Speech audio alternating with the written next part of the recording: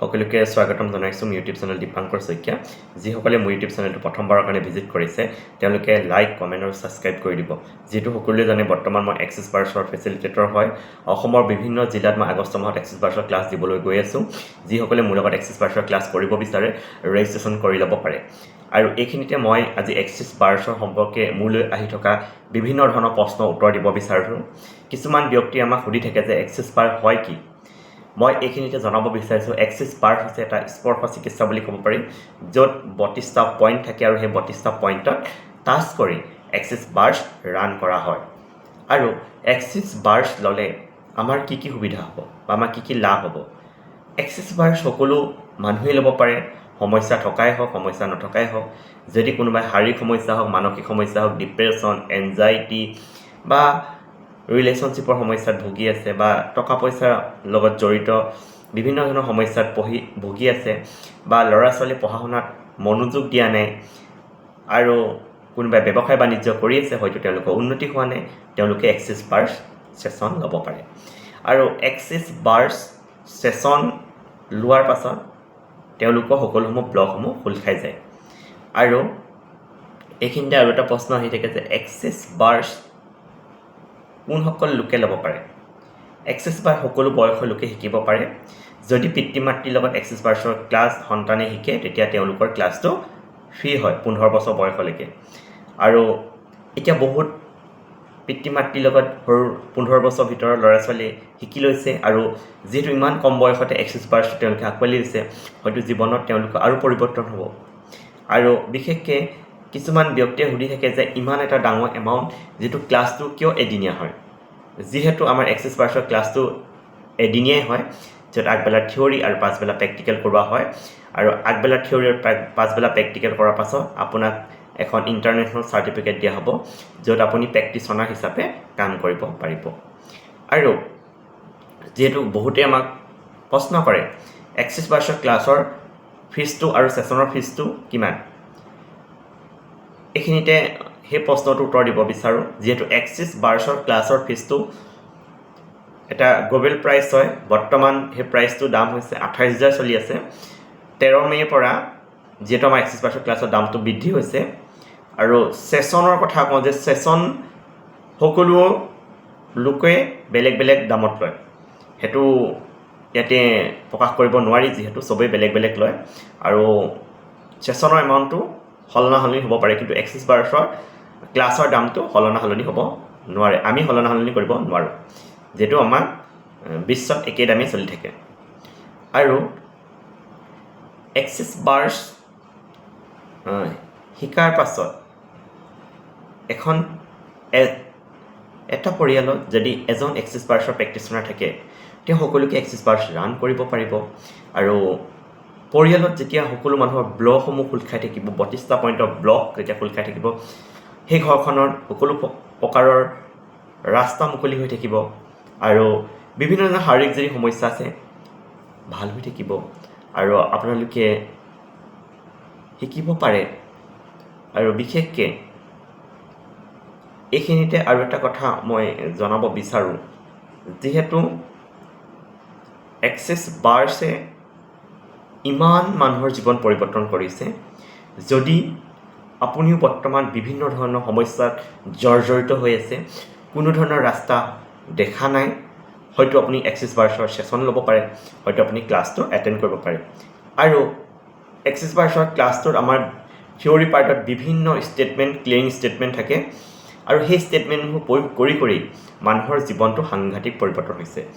আৰু যিহেতু মই সেইকাৰণে কওঁ যে আপোনালোকে পাৰিলে এক্সিছ বাৰ্ছৰ ক্লাছটো এটেণ্ড কৰক আৰু ক্লাছটো এটেণ্ড কৰাৰ পাছতহে আপুনি ভিতৰৰ কথাখিনি গম পাব। যিহেতু আমি এক্সিছ বাৰ্ছৰ ছেশ্যনটো দিওঁতে সেই কথাখিনি আমি উল্লেখ নকৰোঁ, যিহেতু আমি ছেশ্যন দিওঁ আৰু পঠিয়াই দিওঁ, কিন্তু এক্সিছ বাৰ্ছৰ ক্লাছটো যেতিয়া আপুনি বহিব গোটেই এক্সিছ বাৰ্ছৰ ভিতৰৰ কথাখিনি আপুনি গম পাব।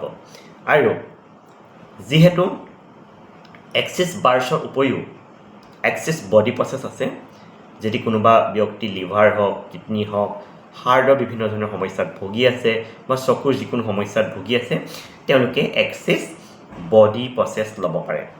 আৰু যিহেতু বডি প্ৰচেছ বৰ সুন্দৰ কাম কৰে আৰু বহুত তেনেকুৱা ধৰণৰ সুন্দৰ ৰিজাল্ট আছে, আৰু ময়ে বিভিন্ন ধৰণৰ এক্সিছ বডি প্ৰচেছ প্ৰয়োগ কৰি বৰ্তমান কেঞ্চাৰ নিচিনা দুৰাৰোগ্য ৰোগো বৰ্তমান এক্সিছ বডি প্ৰচেছৰ ছেশ্যন লোৱাৰ ফলত চিকিৎসা plus axis body process session লোৱাৰ ফলত বৰ্তমান আৰোগ্য হৈছে। আৰু এইখিনিতে আৰু এটা মই নতুন এক্সিছ বডি প্ৰচেছৰ বিষয়ে জনাব বিচাৰিছোঁ, সেইটো হৈছে এক্সিছ এবাণ্ডেঞ্চ বডি প্ৰচেছ। এইটো খুব এটা নতুন বডি প্ৰচেছ হয়, আমাৰ অসমত যিহেতু বহুত কম সংখ্যক লোকে এইটো শিকিছে। মই বৰ্তমান সেইটো এক্সিছ বডি প্ৰচেছৰ প্ৰেক্টিচনাৰ, মই ক্লাছ দিব যিহেতু নোৱাৰোঁ, মই ছেশ্যন দিব পাৰোঁ। এক্সিছ এবাণ্ডেঞ্চ বডি প্ৰচেছটো যদি আপুনি লয়, আপোনাৰ লাইফত প্ৰস্পেৰিটি এবাণ্ডেঞ্চ অহাত সহায় হ'ব। আৰু শেহতীয়াকৈ মই এই প্ৰচেছটো ৰান কৰাৰ ফলত কিছুমান ব্যক্তিয়ে যিহেতু বিভিন্ন ব্যক্তিক ধাৰলৈ পইচা দিয়ে, এই প্ৰচেছটো ৰান কৰাৰ পাছত সেই পইচাসমূহ ঘূৰি আহিছে। আৰু লাইফটোত আপুনি যি যি ভাবি আছে যে গাড়ী ল'ম, ঘৰ ল'ম, মাটি ল'ম, হয়তো এক্সিছ এবাণ্ডেঞ্চ বডি প্ৰচেছ ছেশ্যনটো লোৱাৰ ফলত আপোনাৰ সেই বস্তুবোৰ আপোনাৰ জীৱনলৈ আহিবলৈ সহজ হ'ব। যদি আপোনালোকে বিচাৰে এক্সিছ এবাণ্ডেঞ্চ বডি প্ৰচেছ ল'ব, তেতিয়া আপোনালোকে যোগাযোগ কৰিব পাৰে। আৰু যিহেতু মই এক্সিছ বাৰ্ছৰ ক্লাছসমূহ দি বিভিন্ন ধৰণৰ অভিজ্ঞতা আয়োজন কৰিছোঁ, আৰু অসমৰ বিভিন্ন জিলাত মই যিহেতু দি থাকোঁ। আৰু এইখিনিতে এটা কথা মই জনাব বিচাৰোঁ যে এক্সিছ বাৰ্ছটো ক্লাছটো শিকাৰ পাছত আমি তেওঁলোকক প্ৰেক্টিছ কৰিবলৈ কওঁ, আৰু তেওঁলোকে মিনিমাম 25টামান ছেশ্যন প্ৰেক্টিছ কৰাৰ ফলত তেওঁলোকে প্ৰফেশ্যনেলি আগবাঢ়িব পাৰে। কিন্তু একাংশই আজিকালি কি কৰে যে এক্সিছ বাৰ ক্লাছটো শিকি গ'ল, পাছদিনাখনৰ পৰা টকা ঘটিবলৈ আৰম্ভ কৰে। কিন্তু এইটো বৰ দুৰ্ভাগ্যৰ বিষয়, কাৰণ ভালদৰে প্ৰেক্টিছ কৰাৰ পাছত আপুনি এক্সিছ বাৰ্ছৰ ছেশ্যন ৰান কৰিব পাৰিব। প্ৰথম অৱস্থাত যিহেতু আপোনালোকে বেলেগক দিব বেয়া পালে, মই ঘৰৰ পৰিয়ালৰ সদস্যকে তেওঁলোকক দিবলৈ কওঁ। আৰু যদি আপুনি নিজে ভাবে যে মই সকলো ফালে মোৰ ঠিক হৈ গৈছে, মই পাৰিছোঁ, তেতিয়া আপোনালোকে এক্সিছ বাৰ্ছৰ প্ৰফেশ্যনেলি প্ৰেক্টিচনাৰ হিচাপে কাম কৰিব পাৰিব।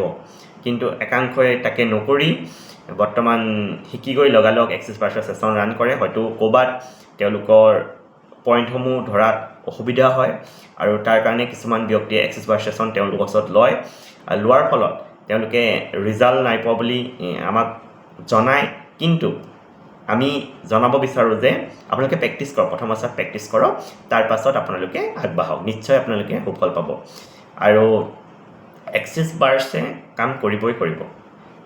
আমি যিমান দূৰ অভিজ্ঞতা হৈছে আমি গম পাইছোঁ। আৰু কিছুমান ব্যক্তিয়ে এক্সিছ বাৰ ছেশ্যন দিওঁতে হয়তো কোনো ধৰণৰ অনুভৱ নকৰিব পাৰে, আৰু অনুভৱ নকৰিলেও তেওঁ এক্সিছ বাৰ্ছে কাম কৰি যায়। যিহেতু আৰু এটা আমাৰ এক্সিছ বাৰ্ছৰ যিহেতু আমাৰ ৰুল এণ্ড টেকনিকবোৰ যেতিয়া আমাৰ ষ্টুডেণ্টসমূহে ব্যৱহাৰ কৰি আৰু জীৱনত ইমান সুন্দৰকৈ আগবাঢ়ি গৈছে, বা জীৱনটো ইমান সহজ হৈ যায়। আৰু ইয়াতে আমাৰ এটা ষ্টেটমেণ্ট আছে, আমি সেইটো জনাব পাৰোঁ, যিহেতু all of life comes to me with ease, joy and glory. এই ষ্টেটমেণ্টটো প্ৰয়োগ কৰি যদি আপুনি ৰাতিপুৱা গধূলি দুপৰীয়া যদি ব্যৱহাৰ কৰে, এইটো ষ্টেটমেণ্ট প্ৰয়োগ কৰি বিভিন্নজনে এক্সিছ বাৰ্ছৰ ক্লাছ কৰিব সক্ষম হৈছে। কোনোবাই হয়তো গাড়ী লৈছে, কোনোবাই হয়তো মাটি লৈছে।